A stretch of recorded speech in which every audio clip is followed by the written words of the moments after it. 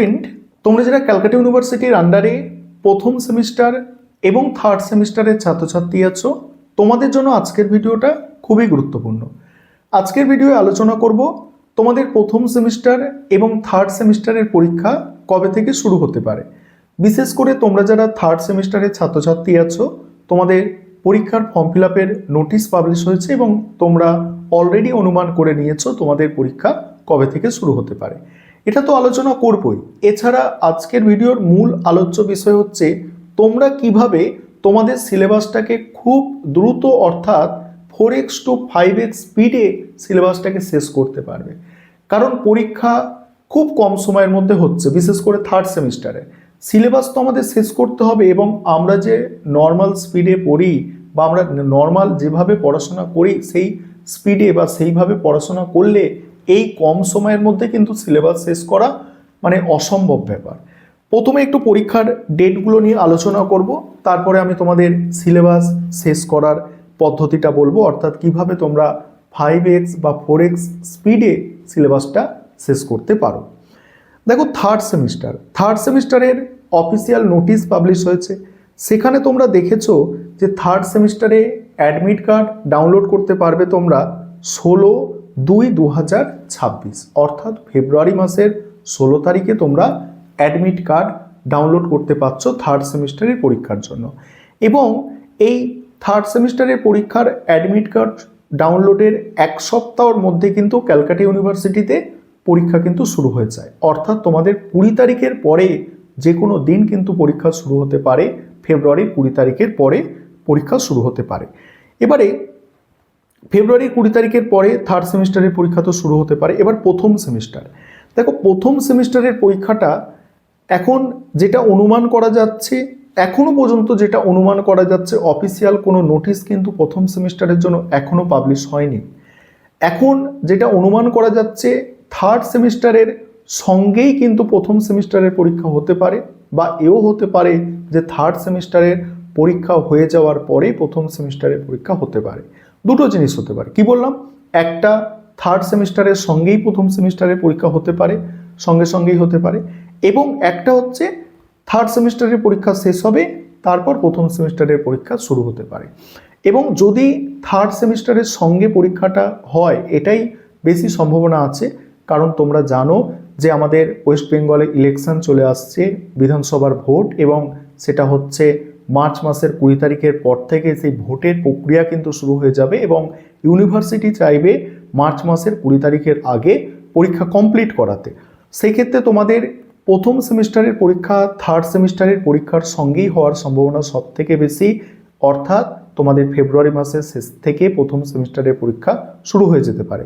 এবং যদি সেটা না হয়, যদি প্রথম সেমিস্টারের পরীক্ষা থার্ড সেমিস্টারের পরেই হয়, তোমাদের সেক্ষেত্রে কিন্তু পরীক্ষা মার্চ মাসের দিকে শুরু হবে, অর্থাৎ মার্চ মাসের প্রথম সপ্তাহের পরে, অর্থাৎ প্রথম সপ্তাহে শুরু হওয়ার কোনো সম্ভাবনা থাকবে না, দ্বিতীয় সপ্তাহ থেকে শুরু হতে পারে।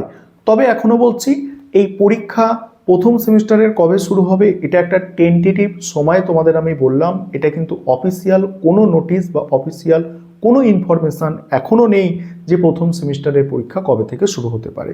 তোমরা ধরে রাখো প্রথম সেমিস্টারের পরীক্ষা ফেব্রুয়ারি মাসের 20 তারিখের পর থেকে শুরু হবে। এইভাবে তোমরা তোমাদের সিলেবাস কমপ্লিট করে তোমরা রেডি হয়ে নাও। এবং তোমরা যথেষ্ট সময় পেয়েছো, প্রথম সেমিস্টারে যারা আছো তোমরা সময় পেয়েছো এবং তোমরা আশা করি তৈরি আছো পরীক্ষার জন্য।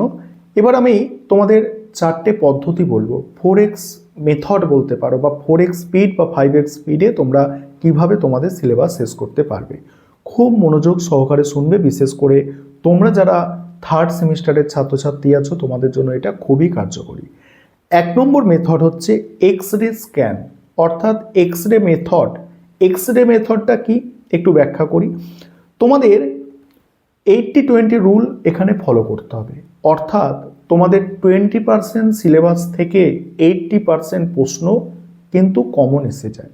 অর্থাৎ 20% সিলেবাস তোমরা যদি খুব ভালো করে কমপ্লিট করে নাও, সেখান থেকে 80% প্রশ্নের অ্যান্সার তোমরা করে আসতে পারবে। এবারে এখানে 20% সিলেবাস বলতে কি বোঝাচ্ছে, অর্থাৎ এখানে কি কৌশল তোমরা অবলম্বন করবে। বিগত মিনিমাম 5 বছরের প্রশ্ন তোমাদের সিলেবাসের ওপর 5 বছরের প্রশ্ন বিশ্লেষণ করতে হবে, এবং সেটা কিন্তু তোমাদের পক্ষে যথেষ্ট টাফ ব্যাপার, অর্থাৎ কঠিন কাজ। সেই জন্য আমি সাজেস্ট করব, আমি যে সাবজেক্টের সাজেশানগুলো ইউটিউবে পোস্ট করছি, আমি বিগত 5 বছরের প্রশ্ন বিশ্লেষণ করেই সাজেশান ইউটিউবে পোস্ট করছি, সেগুলো তোমরা দেখতে পারো। এবং এমন অনেক সাবজেক্ট আছে যেগুলো সাজেশান আমি পোস্ট করছি না, বা সবগুলো সাবজেক্টের সাজেশান দেওয়া আমার পক্ষে সম্ভব হচ্ছে না। তোমরা সেখানে এই এক্সরে মেথডে কি করবে, এক্সরে মেথডে প্রিভিয়াস ইয়ার্সের প্রশ্ন কিন্তু ভালো করে তোমরা দেখে নেবে যে কোন পোর্শন থেকে, সিলেবাসের কোন পোর্শনগুলো থেকে প্রশ্ন আসছে। কারণ কি হয়, কলকাতা বিশ্ববিদ্যালয়ে দেখা গেছে নির্দিষ্ট কিছু অধ্যায় থেকে বা নির্দিষ্ট কিছু প্রশ্ন 1 বছর অন্তর অন্তর কিন্তু রিপিট আসছে।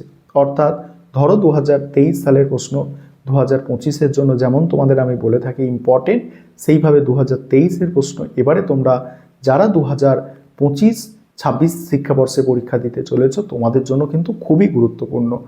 এইভাবে তোমরা কিন্তু প্রথম মেথডটা ফলো করতে পারো। এবং দ্বিতীয় মেথড হচ্ছে অ্যাক্টিভ রিকল, অর্থাৎ তোমাদের অ্যাক্টিভভাবে জিনিসগুলোকে কি মনে করতে হবে, অর্থাৎ তোমাদের পড়াগুলোকে অ্যাক্টিভভাবে মনে করতে হবে।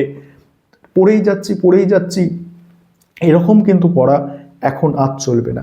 এক্ষেত্রে কি করবে, একটা টপিক একবার বা দুবার পড়েই কিন্তু তোমাদের বই বা তোমাদের যেসব নোটস আছে সেগুলোকে বন্ধ করতে হবে, এবং তোমাকে নিজেকে প্রশ্ন করতে হবে আমি কি পড়লাম, এবং না দেখে সেটা বলার চেষ্টা করতে হবে। এই পদ্ধতিগুলো অবশ্যই তোমরা করো, দেখবে তোমাদের সিলেবাস যেটুকু সময় আছে অবশ্যই তোমরা কমপ্লিট করতে পারবে, এবং তোমাদের স্পিডও অনেক বেড়ে যাবে, পড়ার স্পিড। একদিন ফলো করে দেখো, এই যে পদ্ধতি আমি বলছি যে কোনো একটা পদ্ধতি কার্যকর হচ্ছে কিনা একদিন ফলো করো, তারপরে কমেন্ট করে অবশ্যই তোমরা জানাবে। কি বললাম, যে তোমরা একটা টপিক বা একটা প্রশ্ন পড়ছো, একবার বা দুবার অ্যাক্টিভলি পড়বে, যে অ্যাক্টিভলি পড়ে সেখানে নিজেকে প্রশ্ন করো যে আমি এখানে কি পড়লাম, এবং সেটাকে বলার চেষ্টা করবে। সেখানে দেখবে যে তুমি কতটা বলতে পারছো বা কতটা মনে রাখতে পারছো। কারণ আমি পড়েই যাচ্ছি, প্যাসিভ পড়া এখন কিন্তু চলবে না, বা প্যাসিভভাবে মনে রাখা চলবে না। এখন অ্যাক্টিভলি পড়তে হবে এবং অ্যাক্টিভলি সেগুলোকে মনে রাখতে হবে। এটা গেল 2 নম্বর পদ্ধতি। 3 নম্বর পদ্ধতি হচ্ছে মাইক্রো নোটস বা কিওয়ার্ড। মাইক্রো নোটস বা কিওয়ার্ড বলতে কি, তোমরা যে নোটসগুলো তোমরা পড়ছো বা বইয়ে যে অংশটা পড়ছো সেখানে দাগ দেওয়ার চেষ্টা করো যে কি পয়েন্টগুলো আছে, অর্থাৎ মূল পয়েন্ট, সেগুলোকে দাগাও। কোনো অন্য কালির পেন দিয়ে তোমরা সেগুলোকে দাগ দাও, এবং সেগুলোকে কি করবে, পরীক্ষার সময় তোমরা যখন রিভিশন করবে, পরীক্ষার 1 দিন বা 2 দিন আগে যখন রিভিশন করবে, সেই দাগানো অংশগুলো দেখলে তোমরা মনে করতে পারবে তোমাদের কোয়েশ্চেনের স্ট্রাকচার কি আছে, অ্যান্সারটা কি স্ট্রাকচারে লেখা আছে, সেটা তোমরা মনে করতে পারবে, এবং তোমাদের সেটা মানে খুবই কার্যকরী হবে সেক্ষেত্রে।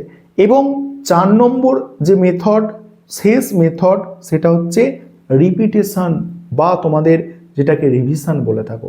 সেই রিভিশনের যে মেথডটা আমি বলবো তোমাদের, প্রথম 1 দিন পড়বে, ঠিক আছে, 3 দিন পর সেটাকে কিন্তু আবার রিভিশন করতে হবে, এবং সেই 3 দিন পর রিভিশন করার পরে আবার 1 সপ্তাহ পরে রিভিশন করতে হবে। অর্থাৎ 1 সপ্তাহ তোমরা পড়াশোনা করছো, প্রথম দিন পড়ছো, ঠিক আছে, দ্বিতীয় দিন পড়ছো, ঠিক আছে, 3 দিনের দিন প্রথম 2 দিন যে বিষয়টা পড়লে সেটাকে তোমরা রিভিশন করলে, আবার 4 দিন পড়লে, 5 দিন পড়লে, 6 দিন পড়লে, এবং 6 দিন পড়ার পরে সারা সপ্তাহের যে বিষয়টা সেটাকে তোমরা রিভিশন করলে।